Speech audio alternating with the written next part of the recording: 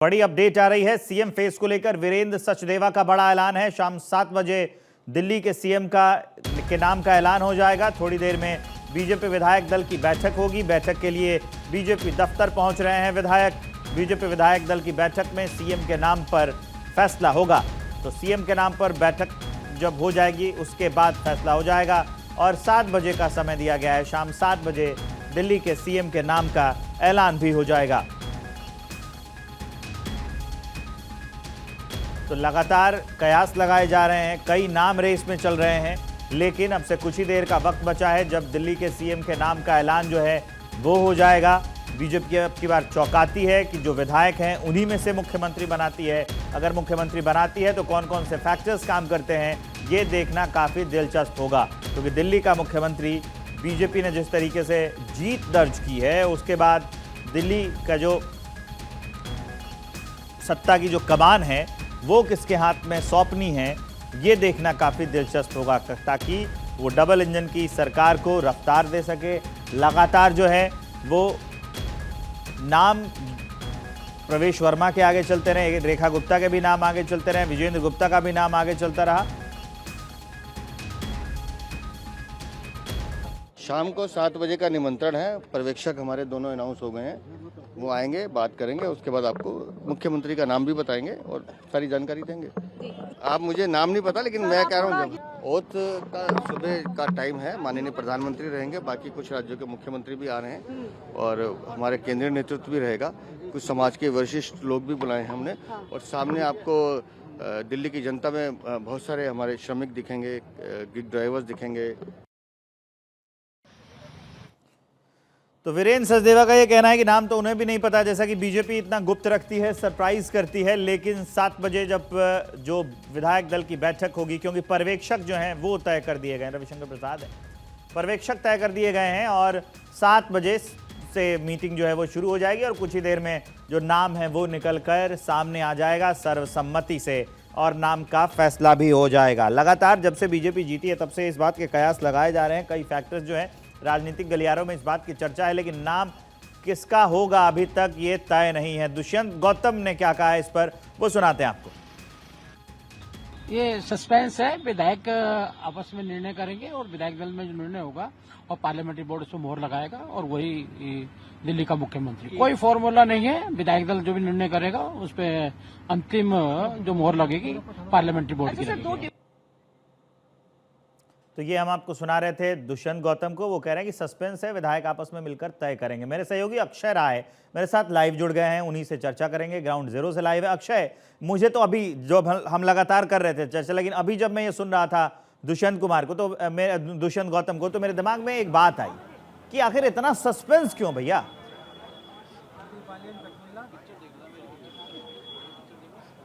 Suspense इसलिए ताकि लोगों को ये आभास न हो सके, शायद एक बार फिर बीजेपी जिस तरह से चौंकाती रही है, चौंकाने के लिए तैयार दिख रही है, लेकिन जो सूत्र कह रहे हैं कि सब कुछ तो तय किया जा चुका है। लेकिन बीजेपी की खास करके 10 साल में अपने पिछले देखा होगा कि कहीं ना कहीं उस पर गुपचुप राय बनती है। कारण उसका एक ही है, वो इसकी वजह ये है कि सभी नेताओं को उसके बारे में पता नहीं होता है। जब बैठक होती है तभी पता चलता है, क्योंकि जो बीजेपी के रणनीतिकार हैं वो शीर्ष स्तर पर है और वहाँ पर सबके लिए ये नहीं है कि बातचीत की जा सके आसानी से। मिलना होता है, जरूर अपॉइंटमेंट मिलता है और तुरंत मुलाकात हो जाती है, लेकिन यह कहीं ना कहीं बीजेपी की एक पिछले दशक से अगर देखा जाए तो ये रणनीति रही है और रणनीति का हिस्सा रही है कि हम जो फैसला करते हैं मीडिया के सामने उसका खुलासा नहीं होना चाहिए। और शायद यही वजह रही है कि मीडिया सिर्फ कयास लगाता है। जैसा कि हम लोग देख रहे हैं वरिष्ठता के हिसाब से, क्षेत्रीय जो संप्रभुता रही है उसके हिसाब से और तमाम जो फैक्टर्स होते हैं जो बीजेपी उसको लेकर के विधायक दल की बैठक जो होती है उसमें अपने नेता का चुनाव करती है। 7 बजे विधानमंडल दल की जो बैठक है वो बुला दी गई है, कर दी गई है। तो अब विधायकों के पहुंचने का सिलसिला कुछ देर में शुरू हो जाएगा। ये खबर आ रही है कि जो पर्यवेक्षक हैं ओपी धनखड़ और साथ ही साथ रविशंकर प्रसाद, वो लगभग 6:30 बजे के आसपास बीजेपी प्रदेश कार्यालय पहुंचेंगे। और क्योंकि बैठक यहीं बुलाई गई है इसलिए अब कार्यकर्ताओं का जो पहुंचने का सिलसिला है और वो शुरू हो चुका है। कार्यकर्ताओं को भी आभास नहीं हो पा रहा है कि हमारा जो अगला मुख्यमंत्री है कौन होने जा रहा है। जो यहाँ के जो नेता हैं उनको भी अभी तक जानकारी नहीं है। जैसा प्रदेश अध्यक्ष बता रहे थे, उनसे हमने बात की, उनका साफ तौर पर कहना है कि देखो भैया, हमें भी नहीं पता कि कौन बनने जा रहा है। विधायक दल की बैठक होगी, उसमें तय कर लिया जाएगा। इसका मतलब है कि जो पार्लियामेंट्री बोर्ड ने तय कर लिया है नाम, यहाँ पर जो पर्यवेक्षक पहुंचेंगे उनके हाथ में पर्ची होगी, वो पर्ची को सार्वजनिक किया जाएगा। विधायकों से एक बार चर्चा की जाएगी और बता दिया जाएगा कि कौन आपका मुख्यमंत्री होने जा रहा है। साफ तौर पर है कि जो तस्वीरें होंगी वो थोड़ा बहुत इंगित करना शुरू कर देंगी कि कौन बनने जा रहा है। अगर उसमें सांसद पहुंचते हैं तो फिर ये मान के चलिए कि सांसदों में से भी कोई एक हो सकता है। सिर्फ विधायक पहुंचते हैं तो सिर्फ 48 विधायकों में ही वो चेहरा होगा। नाम सुर्खियों में बहुत है, लेकिन कहते हैं कि अभी अटकलों का बाजार है, अटकलों का बाजार है और बीजेपी के लिए लगाए जा सकते हैं। बीजेपी ने ना अक्षय कभी अपने लिए कोई एक पैटर्न नहीं बनाया कि अगर ऐसा हो रहा है तो ऐसा होगा, ऐसा नहीं हो रहा है तो ऐसा नहीं होगा। वो कुछ भी कर सकती है। आप हमारे साथ रहिए बने हुए ग्राउंड जीरो से। एक बड़ी अपडेट है वो बताते हैं दर्शकों को। दिल्ली के सीएम का शपथ ग्रहण कल होने वाला है। कल दोपहर 12:35 पर शपथ ग्रहण होगा। रामलीला मैदान में यह शपथ ग्रहण होगा। पीएम समेत कई दिग्गज नेता मौजूद रहेंगे। खिलाड़ी, किसान, साधु संत, अभिनेता इसमें शामिल होंगे। शक्ति प्रदर्शन है एक तरीके से कह सकते हैं। सबको आमंत्रण भेजा गया है। कई जो विदेश से लोग हैं वो भी आ रहे हैं जो इसमें शामिल होंगे। खिलाड़ी भी आ रहे हैं, किसान भी आ रहे हैं, साधु संत भी आ रहे हैं, अभिनेता भी आ रहे हैं। सब लोग इसमें शामिल होंगे।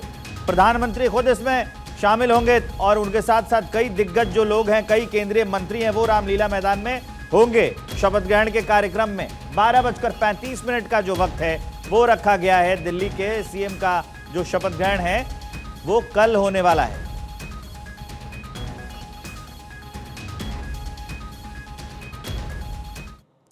सूत्रों के हवाले से एक और बड़ी खबर है वो आपको बता देते हैं। रेखा गुप्ता का मुख्यमंत्री बनना लगभग तय माना जा रहा है। बात यह है कि आरएसएस ने महिला मुख्यमंत्री बनाने का सुझाव दिया है। सूत्रों के हवाले से यह खबर मैं आपको बता रहा हूं। आरएसएस ने बीजेपी को महिला सीएम बनाने का सुझाव दिया था। वैश्य समाज से सीएम बनाए जाने पर सहमति बन गई थी। तो बात यह है कि क्या महिला आरक्षण के बाद दिल्ली में कोई महिला सीएम हो सकती है क्या? क्योंकि इससे पहले जो सरकार है बीजेपी की महिला आरक्षण पर जोर देती रही और उन्होंने दिया भी है। तो इसको लेकर कयास लगाए जा रहे हैं कि क्या रेखा गुप्ता जो हैं वो मुख्यमंत्री हो सकती हैं क्या? लेकिन ये सिर्फ कयास लगाए जा रहे हैं। लेकिन अक्षय, अब मैं आपको दो चीजें जोड़कर एक सवाल पूछूंगा, ध्यान से सुनिएगा। महिला सीएम यहां हो सकती हैं क्या? उधर बिहार के चुनाव आ रहे हैं नजदीक। अभी भी याद है, हम सभी जानते हैं कि जितने भी बिहार में वोट थे ना महिलाओं वाले, शराबबंदी करके नीतीश कुमार ने, जो बिहार की राजनीति को बहुत अच्छे से समझते हैं, वो बात जानते हैं कि शराबबंदी के पीछे एक बहुत बड़ा वजह जो महिला वोट बैंक है उसको अपने अंदर लेना था। तो क्या यहां पर भी जो महिला वोट बैंक है और जो 33% आरक्षण की बात है जो दे भी चुकी है सरकार, उसको बताने के लिए और बिहार में संदेश देने के लिए ऐसा है कि महिला सीएम बनाया जा सकता है?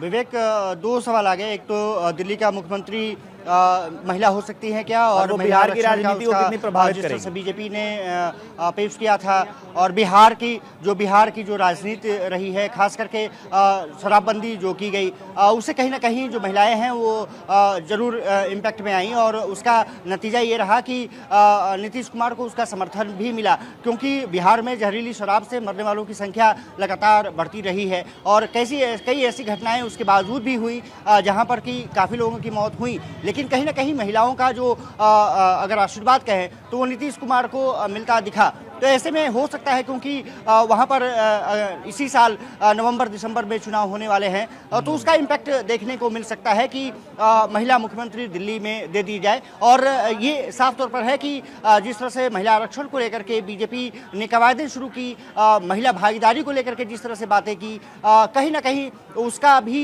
नतीजा हो सकता है कि यहाँ पर पॉलिटिकल मैसेजिंग है वो हो जाएगी, मुख्यमंत्री देखने को मिले। चुनाव के लिए। इसीलिए जी बिल्कुल, उसका असर कहीं ना कहीं पड़ेगा। और क्योंकि एक फैक्टर और है कि बीजेपी के पास महिला मुख्यमंत्री इस समय नहीं है। वसुंधरा राजे एक समय मुख्यमंत्री हुआ करती थी बीजेपी की, उसके बाद जो वहाँ पर भजन लाल शर्मा बाद में बने। हालांकि दिया कुमारी वहाँ डिप्टी सीएम है, लेकिन मुख्यमंत्री बीजेपी के पास महिला नहीं है। ऐसे में महिलाओं को भागीदारी देने के लिए और एक बीजेपी पैटर्न सेट कर सकती है यहाँ पर कि देखो, हमने जो महिला भागीदारी की बात की थी वो ऐसे ही नहीं की थी, यहाँ पर माता बहनों ने आशीर्वाद दिया और वहाँ पर हमने कर दिखाया। तो ये एक फैक्टर जरूर रेखा गुप्ता के समर्थन में जाता है। और जैसा मैंने जिक्र किया कि बीजेपी कोई पैटर्न सेट करके काम नहीं करती है। हालांकि उसके पैटर्न में एक जरूर चीज़ रहती है कि भागीदारी सभी की सुनिश्चित करनी है, चाहे वो किसी भी वर्ग का हो, महिला हो, किसान हो, किसी भी जाति व्यवस्था से संपन्न आता हो। और साथ ही साथ वो तमाम रणनीतियों को आने वाले समय के लिए भी तय करती है। यहाँ अगर महिला मुख्यमंत्री बनती है तो एक संदेश जाएगा दूसरे राज्यों में कि देखो, बीजेपी ने वहाँ जो बातें की जा रही थी वैसे ही बातें नहीं की जा रही थी। फिलहाल में हमें इंतजार थोड़ा सा जरूर करना होगा, लेकिन फ्रंट रनर के रूप में जो कुछ चेहरे नजर आ रहे हैं, रेखा गुप्ता भी उसमें कहीं ना कहीं एक बड़ा चेहरा निकलती हुई दिखाई दे रही हैं। और वीरेंद्र गुप्ता का नाम सामने आ रहा है, अभय वर्मा का नाम सामने आ रहा है। इसके अलावा अभी अगर बात करें तो और भी जो महिलाएं हैं, जैसे बांसुरी स्वराज, अगर सांसद की बात करें तो हो सकता है कि उनका चेहरा भी सामने आ जाए। लेकिन रेखा गुप्ता का अगर विधायकों में चुना जाना है, क्योंकि स्वच्छ छवि की हैं, उनकी छवि पर कोई दाग नहीं है। और बीजेपी ने जिस करप्शन का मुद्दा उठाया था वो एक महत्वपूर्ण कड़ी रेखा गुप्ता को यहाँ पर सीएम बना करके दे सकती है। क्योंकि अगर दिल्ली में बीजेपी की इतिहास की बात करें तो महिला मुख्यमंत्री जो बीजेपी ने दिया था सुषमा स्वराज के रूप में, उनकी बेटी बांसुरी भी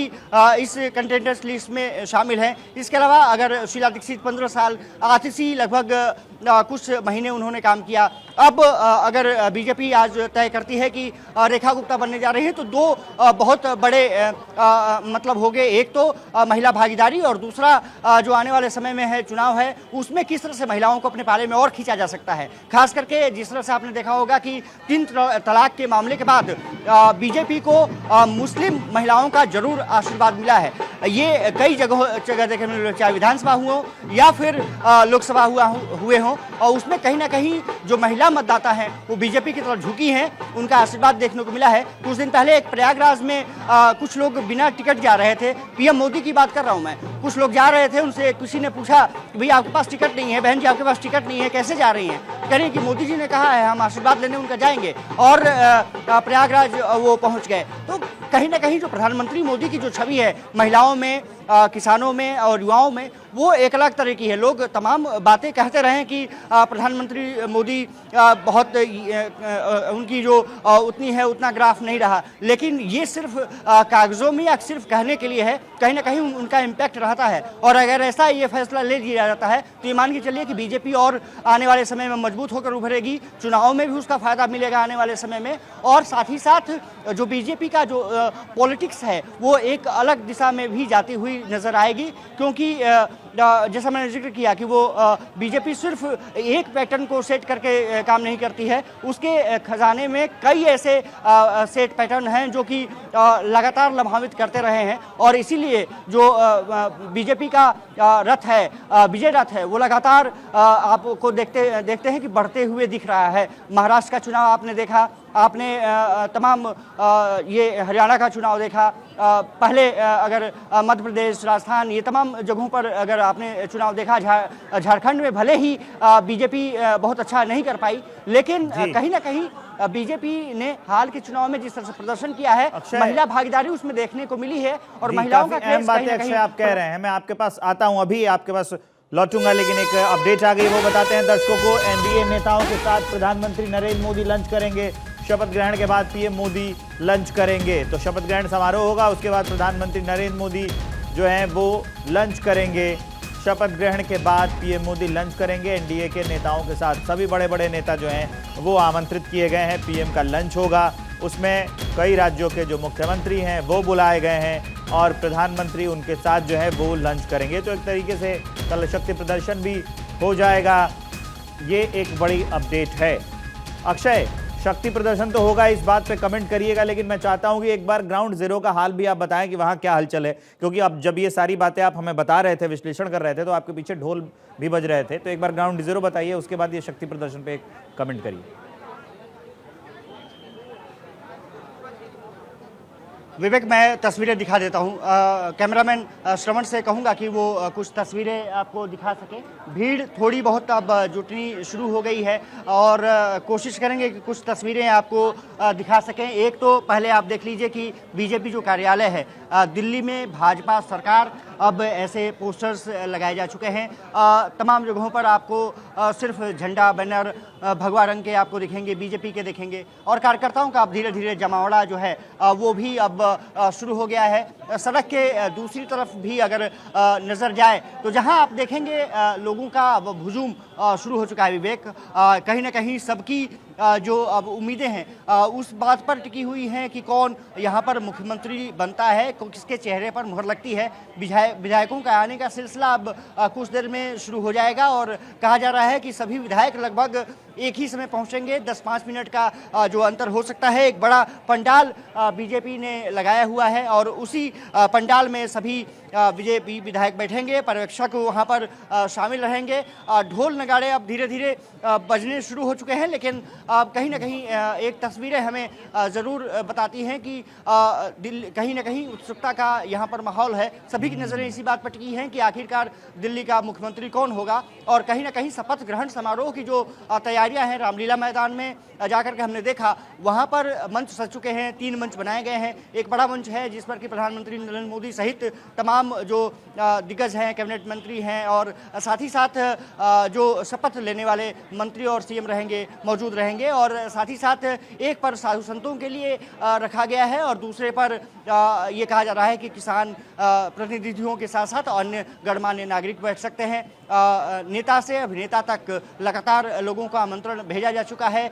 दिल्ली के जो पूर्व मुख्यमंत्री आतिशी अरविंद केजरीवाल हैं, उनको भी निमंत्रण भेजा जा चुका है बीजेपी की तरफ से। कहा जा सकता है कि भव्य तैयारी, एनडीए नेताओं के साथ प्रधानमंत्री एक बड़ी रैली को भी संबोधित करने जा रहे हैं। 1 लाख से ज़्यादा लोग रामलीला मैदान पर मौजूद होंगे और वो रामलीला मैदान जो बीजेपी से लगातार एक तरफ से कहा बहुत बड़ा संबंध रहा है। 1952 दिसंबर का महीना, जिसमें कि श्यामा प्रसाद मुखर्जी जो जनसंघ के संस्थापक थे, अध्यक्ष थे, वो उन्होंने कश्मीर मुद्दे को लेकर के रामलीला मैदान में सत्याग्रह किया था। और बाद में उसी सत्याग्रह के बाद कहा जाता है कि जनता पार्टी का गठन हुआ उसी रामलीला मैदान में। उसी रामलीला मैदान में जब गठन हो रहा था तब जनसंघ के नेता अटल बिहारी वाजपेयी, जो बाद में भारत के प्रधानमंत्री बने, वो भी मौजूद थे। और अब 26 साल 27 साल बाद लौटी बीजेपी सत्ता में जिस तरह से लौटी है, एक भव्य तैयारी वहां पर की जा रही है और वहां पर 30,000 से ज़्यादा लोगों को आमंत्रित किया गया है। इसके अलावा बीजेपी तमाम कार्यकर्ताओं को वहां पर बुला रही है, आमंत्रण दे रही है। ये माना जा रहा है कि बहुत बड़ा भव्य कार्यक्रम होगा और एक संदेश देने की कोशिश होगी कि आने वाले समय में बीजेपी का रोड मैप क्या होगा, एनडीए किस तरह से आगे बढ़ेगा, एनडीए में जो एकजुटता है वो किस तरह से मजबूत है। और इसीलिए आपने जो जिक्र किया कि वहां पर प्रधानमंत्री लंच करेंगे, तो ये माना जा रहा है कि रैली होगी और रैली के बाद जो एनडीए के नेता हैं, क्योंकि सभी राज्यों के लगभग मुख्यमंत्री पहुंच रहे हैं। हालांकि योगी आदित्यनाथ के अभी पहुंचने पर सस्पेंस है क्या उनके, क्योंकि बजट सत्र वहां पर चल रहा है। इसके अलावा डिप्टी सीएम रहेंगे बीजेपी शासित राज्यों के, एनडीए शासित राज्यों के, और मुख्यमंत्री मौजूद रहेंगे। तो एक बड़े भव्य जो प्रदर्शन की तैयारी है शपथ ग्रहण समारोह के बहाने। तस्वीरें एक बार फिर से दिखा देता हूं। अब धीरे धीरे ढोल नगाड़े बजने लगे हैं और जो नजर है वो बनाए रखिए। जैसे कोई हलचल होती है अपडेट हम दर्शकों तक पहुंचाते रहेंगे।